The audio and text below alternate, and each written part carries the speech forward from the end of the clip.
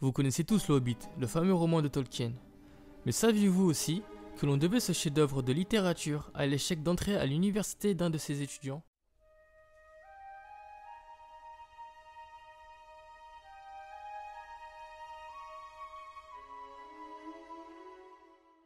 L'aventure du Hobbit commence par une journée d'été 1928 que passe Tolkien à corriger les copies d'examen du School Certificate. À cette époque, il est en effet professeur à l'université d'Oxford.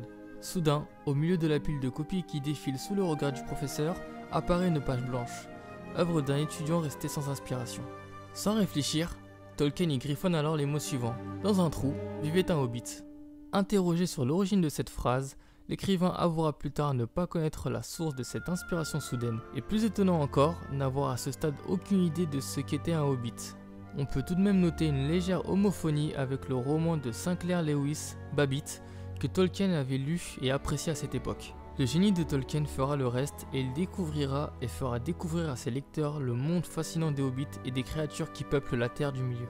Cela fait déjà une vingtaine d'années que l'écrivain travaille à la construction de l'univers de la Terre du Milieu. Pour le Hobbit, il commença par réaliser la carte de Tror, puis rédigea les chapitres les uns après les autres.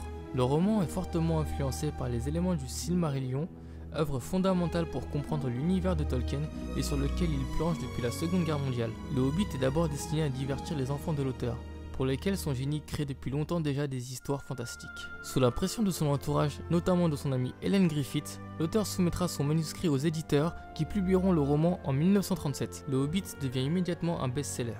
Il sera traduit dans une quarantaine de langues et fera l'objet de plusieurs adaptations à l'écran, et ce dès 1966. Les aventures de Bilbon Sake donneront plus tard naissance à la trilogie du Seigneur des Anneaux et au succès qu'on lui connaît. Comme quoi, en littérature, les plus belles aventures commencent toujours par une feuille blanche.